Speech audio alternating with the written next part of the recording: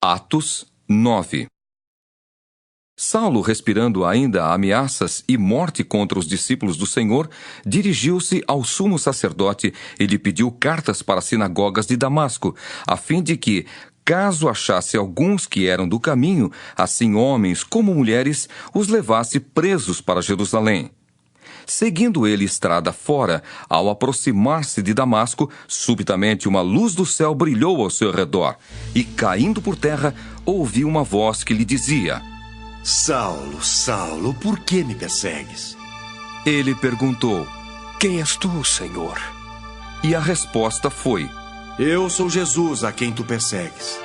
Mas levanta-te e entra na cidade, onde te dirão o que te convém fazer. Os seus companheiros de viagem pararam emudecidos, ouvindo a voz, não vendo contudo ninguém. Então se levantou Saulo da terra e, abrindo os olhos, nada podia ver. E, guiando-o pela mão, levaram-no para Damasco. Esteve 3 dias sem ver, durante os quais nada comeu nem bebeu. Ora, havia em Damasco um discípulo chamado Ananias. Disse-lhe o Senhor numa visão: Ananias. Ao que respondeu: Eis-me aqui, Senhor. Então o Senhor lhe ordenou: Dispõe-te e vai à rua que se chama Direita. E na casa de Judas procura por Saulo, apelidado de Tarso. Pois ele está orando e viu entrar um homem chamado Ananias, e impor-lhe as mãos para que recuperasse a vista. Ananias, porém, respondeu: Senhor, de muitos tenho ouvido a respeito desse homem. Quantos males tem feito aos teus santos em Jerusalém, e para aqui trouxe autorização dos principais sacerdotes para prender a todos os que invocam o teu nome.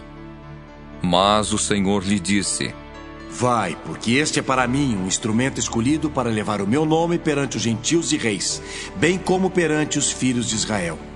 Pois eu lhe mostrarei quanto lhe importa sofrer pelo meu nome.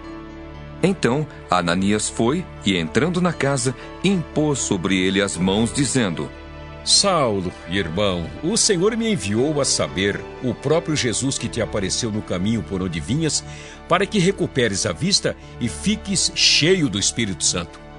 Imediatamente lhe caíram dos olhos como que umas escamas, e tornou a ver. A seguir, levantou-se e foi batizado. E depois de ter se alimentado, sentiu-se fortalecido. Então, permaneceu em Damasco alguns dias com os discípulos. E logo pregava nas sinagogas a Jesus, afirmando que este é o Filho de Deus. Ora, todos os que o ouviam estavam atônitos e diziam: Não é este o que exterminava em Jerusalém os que invocavam o nome de Jesus? E para aqui veio precisamente com o fim de os levar amarrados aos principais sacerdotes? Saulo, porém, mais e mais se fortalecia e confundia os judeus que moravam em Damasco, demonstrando que Jesus é o Cristo. Decorridos muitos dias, os judeus deliberaram entre si tirar-lhe a vida. Porém, o plano deles chegou ao conhecimento de Saulo. Dia e noite guardavam também as portas para o matarem. Mas os seus discípulos tomaram-no de noite e, colocando-o num cesto, desceram-no pela muralha. Tendo chegado a Jerusalém, procurou juntar-se com os discípulos. Todos, porém, o temiam, não acreditando que ele fosse discípulo.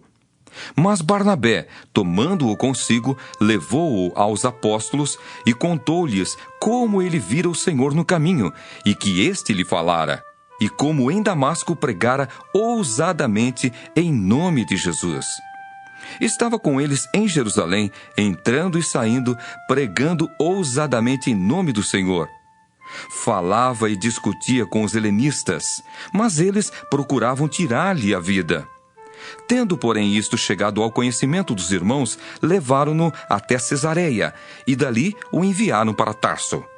A igreja, na verdade, tinha paz por toda a Judéia, Galiléia e Samaria, edificando-se e caminhando no temor do Senhor e no conforto do Espírito Santo, crescia em número. Passando Pedro por toda parte, desceu também aos santos que habitavam em Lida. Encontrou ali certo homem chamado Enéias, que havia 8 anos jazia de cama, pois era paralítico. Disse-lhe Pedro: Enéias, Jesus Cristo te cura. Levanta-te e arruma o teu leito. Ele imediatamente se levantou. Viram-no todos os habitantes de Lida e Sarona, os quais se converteram ao Senhor. Havia em Jope uma discípula por nome Tabita, nome este que, traduzido, quer dizer Dorcas. Era ela notável pelas boas obras e esmolas que fazia. Ora, aconteceu naqueles dias que ela adoeceu e veio a morrer. E depois de a lavarem, puseram-na no cenáculo. Como Lida era perto de Jope, ouvindo os discípulos que Pedro estava ali, enviaram-lhe 2 homens que lhe pedissem: não demores em vir ter conosco. Pedro atendeu e foi com eles. Tendo chegado, conduziram-no para o cenáculo, e todas as viúvas o cercaram, chorando e mostrando-lhe túnicas e vestidos que Dorcas fizera enquanto estava com elas. Mas Pedro, tendo feito sair a todos, pondo-se de joelhos, orou, e voltando-se para o corpo, disse: Tabita, levanta-te. Ela abriu os olhos e, vendo a Pedro, sentou-se. Ele, dando-lhe a mão, levantou-a e, chamando os santos, especialmente as viúvas, apresentou-a viva. Isto se tornou conhecido por toda Jope, e muitos creram no Senhor. Pedro ficou em Jope muitos dias, em casa de um curtidor chamado Simão.